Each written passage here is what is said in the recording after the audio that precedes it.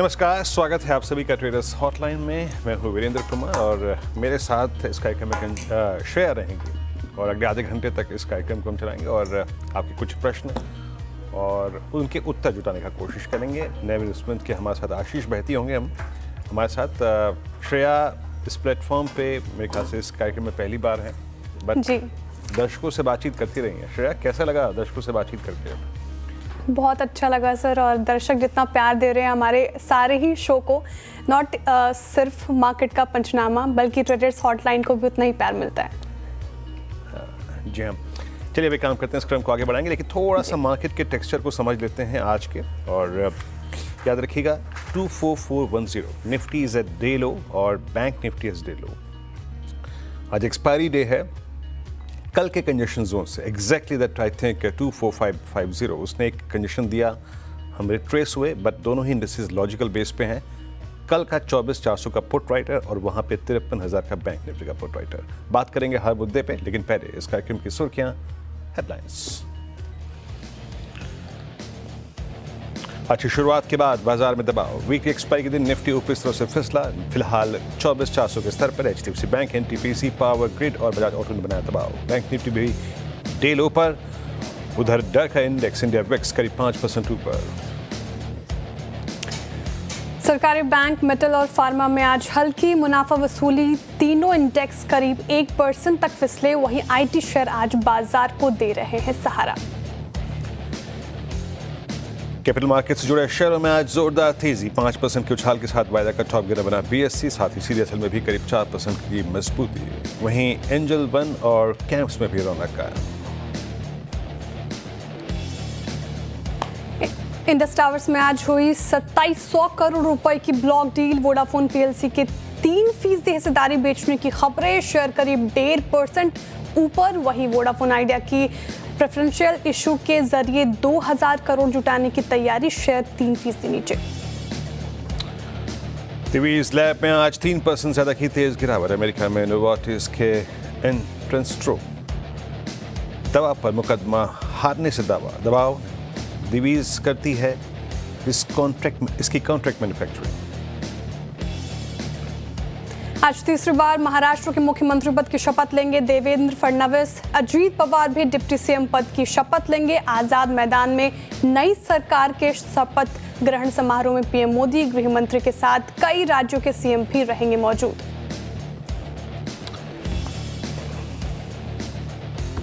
जी, ये दवा का नाम है एंट्रेस्ट्रो। और कई बार क्या होता है, दवाओं का नाम लेते लेते जबान ऐसे लड़खड़ाती है कि पूछिए मत। खैर, अब आशीष बहती जी से बात करते हैं। आशीष, गुड मॉर्निंग। आशीष, टर्बुलेंस वाकई निफ्टी में, और वो जो 3 कॉल राइटर्स थे उनके कन्वेक्शन स्क्रीन पे दिख रहे हैं। अभी आपका व्यू बहुत संक्षेप में रखिएगा निफ्टी बैंक पर। Good morning Virendra ji, good morning Shreya ma'am. Virendra ji, जैसे कि आपने बताया कि एक्सपायरी वाला दिन है और 24,500 एक अहम रेजिस्टेंस एरिया बना हुआ है, तो निफ्टी में हमारी सलाह भी ट्रेड करने की नहीं रहेगी क्योंकि आज एक्सपायरी है। वहीं बैंक निफ्टी में अगर किसी के पास लॉन्ग है तो बने रहे, या नीचे डिप आता है तो वहां पोजीशन बनाने की सलाह रहेगी। जो स्टॉप लॉस बैंक निफ्टी में मेंटेन करना है वो 52,800 के करीब का कैसे मेंटेन करे।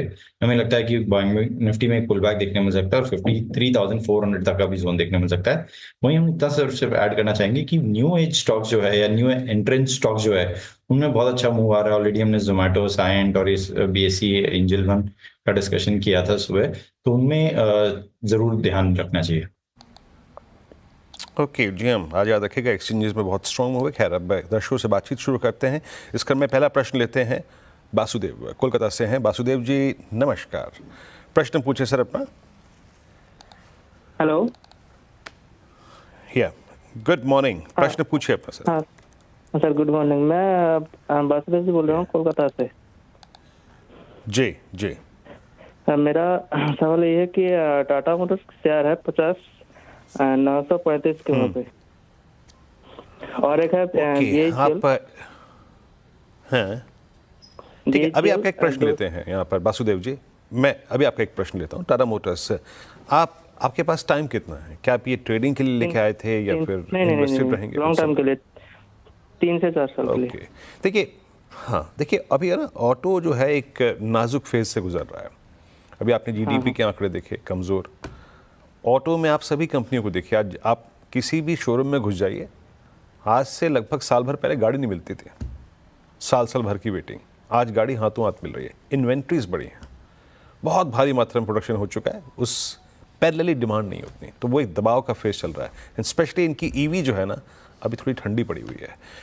आशीष, है तो इनका एक बाय कॉल, अभी इनके लॉस भी हैं, होल्डिंग छोटी है, बट व्यू क्या रखें आशीष, क्योंकि चार्ट पे अभी भी कोई स्टेबिलिटी नहीं है। जी वीरेंद्र जी, कंटिन्यूसली एक फॉलिंग चैनल में ट्रेड कर रहा है और बॉलिंजर बैंड के लोअर बैंड को बार बार रीटेस्ट करता हुआ देखने मिल रहा है। बट बेस्ट पार्ट ये है कि एक सपोर्ट बनाने का जरूर अटेम्प्ट किया, 770 का जोन है वहां पर। अभी वापस पिछले 2 दिनों से हम देख रहे हैं कि गिरावट देखने मिली है और थोड़ा सा लीड करता हुआ देखने मिल रहा है फॉल को। तो 770 का एक स्ट्रिक्ट स्टॉप लॉस रखे, अगर वो टूटता है तो फिर इसमें से एग्जिट करने की सलाह है। हमें लग रहा है शायद इसमें एक बाउंस बैक देखा जा सकता है, क्योंकि इसे वापस शॉर्ट टर्म टारगेट में 820 तक दिखा सकता है मूव, बट 770 का स्टॉप लॉस जरूर रखना है हमें। ठीक है, अब अगला सवाल लेते हैं। सुयश जी का सवाल ले रहे हैं। सुयश जी, क्या आप मुझे सुन पा रहे हैं? जी मैडम। गुड मॉर्निंग सुयश जी, अपना सवाल पूछिए। नमस्ते मैडम। मैडम मेरे 2 छोटे सवाल थे। एक तो बजाज हाउसिंग का मेरा 142 का बाइंग है और 540 क्वांटिटी है, तो उसमें वैसे तो ये नया स्टॉक है लिस्टिंग में, बट जी कुछ कंपनी के क्या स्टैंड है इस पे? ठीक है, तो आप शुरुआत आपकी बजाज हाउसिंग फाइनेंस से करते हैं। आशीष जी, ये स्टॉक एकदम ब्लॉकबस्टर लिस्टिंग हुई थी इसकी 16 सितंबर को। 70 का इशू प्राइस था, 150 पर लिस्ट हुआ था, लेकिन वहां से फिसल कर अभी 143 रुपीस पर कामकाज करता दिख रहा है। लेकिन आज इसमें तेजी देखने को मिल रही है, करीब 4% अप है। क्या करना चाहिए वैसे सर? आपका फ्रेम क्या है? लॉन्ग टर्म के लिहाज से लेकर रखा है आपने या शॉर्ट टर्म के लिहाज से देख रहे हैं? आशीष जी, आप आंसर कर सकते हैं इसको। श्रेया जी, देखिए बहुत रीसेंट लिस्टिंग है, जैसे आपने बताया 16 सितंबर का, और अभी तक प्राइस डिस्कवरी नहीं हुई है, क्योंकि जब स्टॉक खुला था तो ऑलमोस्ट 100% गेन पे खुला था नीचे। लेकिन ये है कि एक बेस या एक डिमांड जोन बन गया है, 125 का जो जोन है वहां पे डिमांड हमने देखा है कि आता हुआ देखने मिला है, और सप्लाई पूरी जो भी थी अब्जॉर्ब हो गई है। अब वापस ये अपवर्ड ट्रेजेक्टरी में रिज्यूम कर रहा है, लेकिन ऊपर रेजिस्टेंस एरिया काफी बने हुए अभी भी, इसमें 152 का इमीडिएट एक रेजिस्टेंस एरिया है। तो यहाँ पे होल्ड करने की सलाह है इनके पोजीशन को, लेकिन जो स्टॉप लॉस इन्हें मेंटेन करना चाहिए वो करीब 137 का एक एसएल मेंटेन करे। अगर 152 ब्रेकआउट होता है तो इसमें शायद वापस 165 तक का जोन देखने मिल सकता है। तो सुयश जी, होल्ड करने की सलाह मिले आपको, 137 का स्टॉप लॉस लगाकर आप इसको होल्ड कर सकते हैं। अब अगला सवाल लेते हैं। प्रतीक जी जुड़े हुए हैं हमारे साथ सूरत से। प्रतीक जी, अपना सवाल पूछिए। Good morning.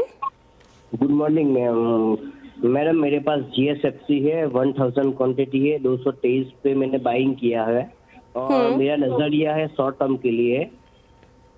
तो मेरा टारगेट और स्टॉप लॉस क्या रहेगा? अगर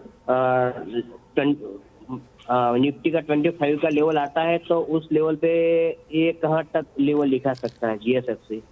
ठीक है सर, GSFC पे सवाल, फर्टिलाइजर और केमिकल सेक्टर का ये स्टॉक काफी ज्यादा बजिंग स्टॉक है, 1000 क्वांटिटी है, 223 पर ले रखा है। शॉर्ट टर्म के लिहाज से देख रहे हैं, क्या राय रहेगी? जी श्रेया जी, इस स्पेस में अच्छा मोमेंटम बन रहा है। चंबल फर्टिलाइजर हमने ऑलरेडी देखा कि इसमें एक अच्छा मूव बन चुका है और स्टॉक कंटिन्यूसली हाई राइज के पैटर्न बना रहा है पिछले 7-8 दिनों से। ये स्टॉक भी अपने 200 डेमो पे आके अब थोड़ा सा रेजिस्ट कर रहा है, या एक पॉज ले रहा है। हमें लग रहा है यहाँ से एक फ्रेश मूव वापस देखने मिल सकता है और एक परफेक्ट फ्लैग का ब्रेकआउट होगा, जिसका जो टारगेट दिख रहा है वो 240 तक का भी आता हुआ देखने मिल सकता है। तो यहाँ पे होल्ड करने की सलाह रहेगी, यानी जो स्टॉप लॉस मेंटेन करना चाहिए वो 218 का एक एसएल मेंटेन करे और 240 तक का मोमेंटम एक्सपेक्ट कर सकते हैं इसमें।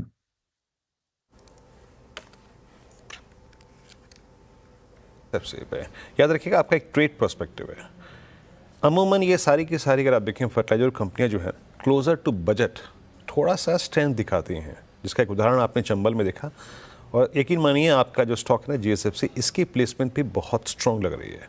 थोड़ा रिस्क लीजिए, बट मैं फिर भी कहूँगा आपसे कि 218 215 का ख्याल रखिएगा। ये कुछ इंपॉर्टेंट एवरेजेस का जोन है, क्योंकि आपका एक ट्रेडिंग का व्यू है, तो अगर वहाँ पे आए तो अपने रिस्क को थोड़ा सा रिड्यूस करने की कोशिश कीजिएगा। श्रेया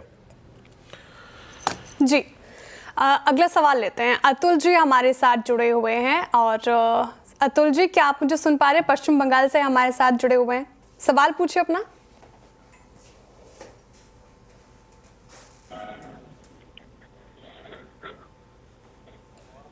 अतुल जी, क्या आप मुझे सुन पा रहे हैं? अपना सवाल आप जी। पूछ सकते हैं अभी फिलहाल। जी गुड मॉर्निंग मैम, मेरे पास पावर ग्रिड है 100 शेयर है, 328 के बाई है, और मेरे पास आईटीसी है 75 शेयर 475 के बाई है। ठीक है, पावर ग्रिड से शुरुआत करते हैं आपके सवाल का। 328 की बाइंग है सर।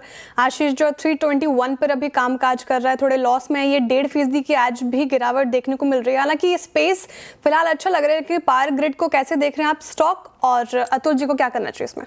जी कंचन जी, इसमें नवंबर एंड से हमने देखा है कि एक प्रेशर बनता हुआ देखने मिला, और 340 से जो स्लिप हो रहा है ये वापस कंटिन्यूसली लोअर लोज के पैटर्न बन रहा है। 200 डेमा पे अब ये रेस्ट लेना चाहिए। अगर ये टूटता है तो फिर इसमें और गिरावट देखने मिलेगी। तो ऊपर ये टारगेट देना मुश्किल है, लेकिन नीचे में 316 का एक स्ट्रिक्ट स्टॉप लॉस रखे। अगर वो टूटता है तो इस स्टॉक में से एग्जिट करने की सलाह रहेगी। ठीक है, प्रियांशु जी का भी सवाल लेते हैं। प्रियांशु सेठ जी हमारे साथ जुड़े हुए हैं बिहार से।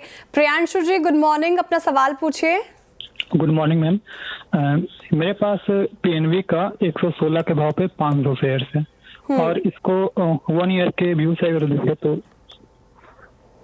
ठीक है, 1 साल का व्यू है इनका, 1 साल का टाइम फ्रेम है, और 116 की खरीद है इनकी, और 108 पे अभी कामकाज कर रहा है। ये थोड़ा लॉस में है। 500 शेयर्स इनके पास। सर पिछले कुछ दिनों में हमें पीएसयू स्टॉक्स में, स्पेशली पीएसयू बैंकिंग स्टॉक्स में हमें अच्छी खासी रैली देखने को मिल रही है। पंजाब नेशनल बैंक भी उसमें से एक है, लेकिन आज थोड़ा दबाव देखने को मिल रहा है। कैसे देख रहे हैं स्टॉक को? क्या करना चाहिए प्रियांशु जी को इस स्टॉक में? जी कंचन जी, सेक्टर टेलमेंट काफी स्ट्रॉन्ग बना है पीएसयू बैंक्स में, और अच्छी रिकवरी देखने मिली है। जो लोज बने। श्रेया हूं मैं आपके साथ आज। सॉरी, कंचन जी, श्रेया, अच्छा एक पैटर्न देखने मिल रहा है, और एक परफेक्ट डब्ल्यू पैटर्न बना है यहाँ पर, और एक बाउंस बैक अब यहाँ से देने का अटेम्प्ट कर रहा है। हमें लग रहा है कि इसमें 200 डेमा जो इसका 118 वहां तक ये स्टॉक आता हुआ देखने मिल सकता है। तो होल्ड करे इस पोजीशन को। जो स्टॉप लॉस इन्हें मेंटेन करना चाहिए वो 106 के करीब का एक एसएल मेंटेन करे। होल्ड करिए सर। और अभी ब्रेक से पहले, इस कार्यक्रम से पहले, हम आज कोटक एएमसी के नीलेश शाह से बात कर रहे थे। आपने आई होप इस कार्यक्रम से पहले इस कार्यक्रम को सुना भी होगा। बैंकिंग को लेकर वो थोड़े से कंफर्टेबल नज़र आए, और इनफैक्ट ये प्राइस एंटर करने लायक है, कंसिडर करने लायक है। तो अभी थोड़ा सा बैंकिंग पे ना ठीक ठाक तरीके से बैठिए, जिसे कहते हैं ना, mean by right seat tight. थोड़ा टाइम दीजिए यहाँ पर। अब चलते हैं, बात करते हैं। हमारे साथ हैं विशाल पाटिल। विशाल जी गुड मॉर्निंग, प्रश्न पूछिए अपना। Good morning.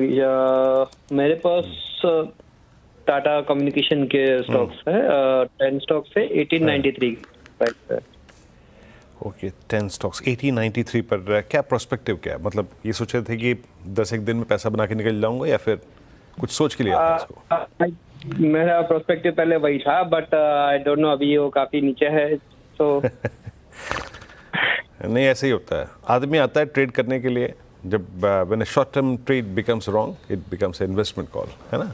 फिर कहता है आदमी चले यार होल्ड कर लेते हैं। पर ये नजरिया मत रखिए। ठीक है, आपने पहली बार कर लिया। मेरे पास उसका भी मैंने 300 पे लिया हुआ था, उसके 30 स्टॉक्स पे। कौन सा? BHEL। BHEL, अरे BHEL की बड़ी क्वेरी आ रही है। BHEL कितने में लिया था आपने? 300, 300। 300। दोनों ट्रेड आपके लॉस में है। देखिए, मैं आपको एक बात बताऊंगा, चाहे आप हो चाहे कोई और दर्शक भी हो, चाहे वो ट्रेड हो चाहे इन्वेस्टमेंट हो, कुछ रिस्क रिवॉर्ड रेशो का ख्याल रखिए सर। ये स्टॉक, जस्ट जरा टाटा कम्युनिकेशन का चार्ट लेके आइएगा एक बार। अप्रैल 2020, आई मीन जस्ट कोविड के बाद, इसका लेवल था करीब मार्च 2020 में 270 रुपये का। एक 270 रुपये के स्टॉक को आप इसकी करियर के सबसे बड़े बुल रन के बाद, एक वर्टिकल राइज के बाद ले रहे हैं ट्रेड के प्रोस्पेक्टिव से एट 1800। ये वाजिब नहीं है। आप मुझे ये बोलते कि मैंने 10 शेयर लिए हैं यहाँ पर, 10 और लूँगा 1200 पे, 10 और लूँगा 800 पे, तो समझ में आता है। बट ट्रेड पर्सपेक्टिव वहाँ ठीक नहीं है। प्राइमा फेसी आपका सोच जो है सर वो गलत है। आशीष ना, जस्ट अब हम एक इनका ट्रेड लेके चलते हैं। अब हम इसे ट्रेड की तरह हैंडल करते हैं। किस लेवल पे काटना चाहिए और कब तक होल्ड करें? जी वीरेंद्र जी, सिर्फ एक ऐड करना चाहूंगा, अगर कोई मोमेंटम चेस भी कर रहे हैं तो एक स्ट्रिक्ट स्टॉप लॉस जरूर मेंटेन करें। जब आप इतने हाई बीटा और इतने ऊपर ले रहे हैं तो स्टॉप लॉस को जरूर एकदम स्ट्रिक्टली मेंटेन करें। जिस आपका चार्ट स्ट्रक्चर बना हुआ है वीरेंद्र जी, एक अच्छा बेस जरूर बनाया है स्टॉक ने 1750 का, और यही एग्जैक्ट जोन था जहां पे उसने अप्रैल में भी बॉटम बनाया था और अभी वापस नवंबर में भी वहीं पे सपोर्ट लिया, बाउंस बैक देने का अटेम्प्ट कर रहा है। मुझे लग रहा है शॉर्ट टर्म में इसमें वापस एक रैली देखने मिल सकती है, जो कि 1850 और 1870 तक का जोन दिखा सकता है। वहां पे वापस एक रेजिस्टेंस एरिया बना हुआ है। नीचे इन्हें जो स्टॉप लॉस स्ट्रिक्टली मेंटेन करना चाहिए वो 1770 का एक एसएल मेंटेन करें। ठीक है, 17 का स्टॉप लॉस मेंटेन करके आप चलें। अब अगले सवाल के और बढ़ते हैं और अगला सवाल आ रहा है पार्वती जी का। पार्वती जी गुड मॉर्निंग, अपना सवाल पूछिए। गुड मॉर्निंग मैम जी, सवाल। मेरे पास एनबीसीसी के शेयर है 1762, 170 के रेट पे। कब से ले रखा है आपने और होल्ड कर रही हैं? क्या नजरिया है आपका, टाइम फ्रेम? मैम मेरे पास तो ज्यादा टाइम हो गया, क्यों 193 में लिया हुआ था मैम, तो मेरे को मिला बोनस मिला तो मेरे लॉस हो रहा है अभी। जी बिल्कुल, तो 126 पर ले रखा है इन्होंने अभी, तो फिलहाल 100 रुपए के लेवल पर कामकाज करता दिख रहा है एनबीसीसी। सर लॉस में है आशीष जी, क्या राय रहेगी इनकी? जी श्रेया जी, इन्होंने भी पूरा जो रैली है उसके हाईएस्ट क्लस्टर ऑलमोस्ट जो 128-29 का इसका करीब हाईएस्ट बना है जोन, जो हाईएस्ट क्लोज था उसी जोन के आसपास में लिया और वहां से एक डीप करेक्शन हमने देखा।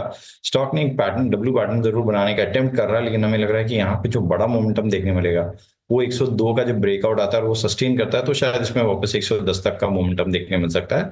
तो होल्ड करने की सलाह रहेगी, लेकिन जो स्टॉप लॉस इन्हें मेंटेन करना चाहिए वो 96 का एक एसएल मेंटेन करे। अगर उसके नीचे ब्रेक डाउन देता है तो फिर इसमें से एग्जिट करें।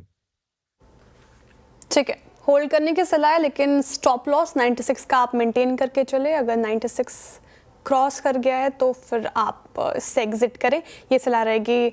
अब अगला सवाल लेते हैं, प्रदीप जी का सवाल लेते हैं। प्रदीप जी गुड मॉर्निंग, अपना सवाल पूछिए। Good morning ma'am.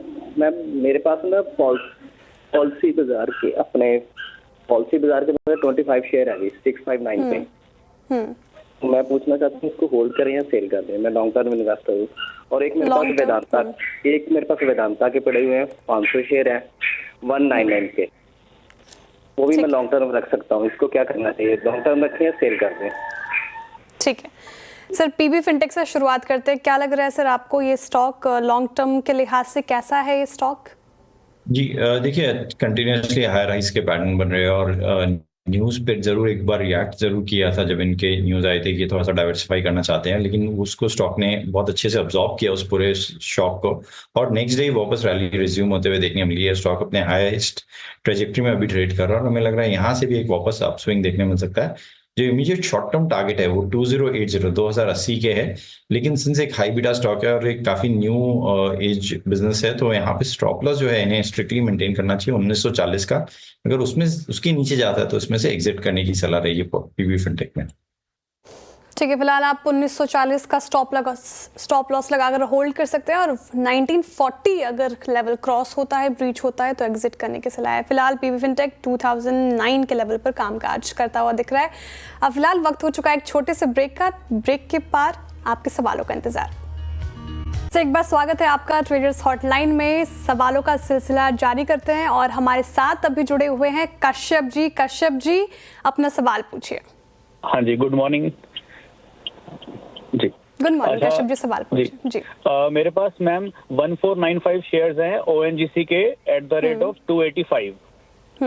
तो मेरे को ये पता करना था कि जैसे मेरा एक साल का व्यू मैं सोच के चल रहा हूँ इस पे, और जो अभी लेटेस्ट अभी जो करंट प्राइस चल रहा है इस पे एवरेजिंग की जाए या होल्ड करें, या क्या सलाह देते हैं? ठीक है, तो आशीष जी 1495 क्वांटिटी है, 285 की खरीद है, 26 रुपए प्रति शेयर का लॉस झेल रहा है अभी क्योंकि 258 पे कारोबार कर रहा है oil and natural gas corporation. क्या करना चाहिए, एवरेजिंग की सलाह रहेगी अभी या फिर whatever he has to hold it? Shreya ji, I think यहाँ पे होल्ड करने की सलाह रहेगी। अगर इन्हें एवरेज करना भी है तो नीचे एक सपोर्ट जोन जो बना हुआ है 250 का जो जोन है, वहां पे अगर ये स्टॉक मिल जाता है कोई भी गिरावट में तो वहां जरूर थोड़ी सी पोजीशन ऐड की जा सकती है। एक अच्छी कंपनी है और यहाँ पे एवरेजिंग करने की सलाह दी। अच्छी कंपनियों में एवरेजिंग करनी चाहिए। जो ऊपर के टारगेट दिख रहे हैं, हमें लगता है कि इमीडिएट शॉर्ट टर्म टारगेट जो देखने मिल रहे हो 270-275 तक का जोन इसमें आता हुआ देखने मिल सकता है। नीचे जो इन्हें पूरा कंबाइंड में स्टॉप लॉस मेंटेन करना चाहिए वो 245 का कैसल मेंटेन करें।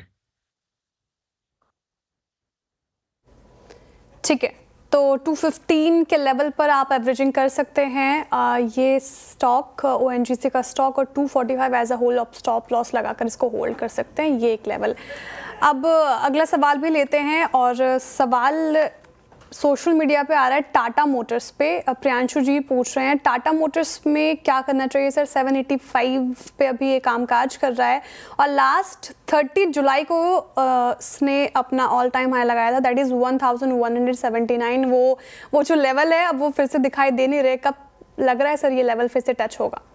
जी शाह जी, इनफैक्ट शो के स्टार्ट में हमने टाटा मोटर्स डिस्कस किया था और यही व्यू था कि कंटिन्यूसली लोअर पैटर्न्स बन रहे हैं इसमें, और स्टॉक ने बॉलिंजर बैंड के लोअर बैंड को कंटिन्यूसली ब्रीच किया, ब्रेक डाउन दे रहा है। जिस हिसाब से एक सपोर्ट जोन जरूर बना है 770 का, वहां पे एक स्टॉप लॉस जरूर मेंटेन करे।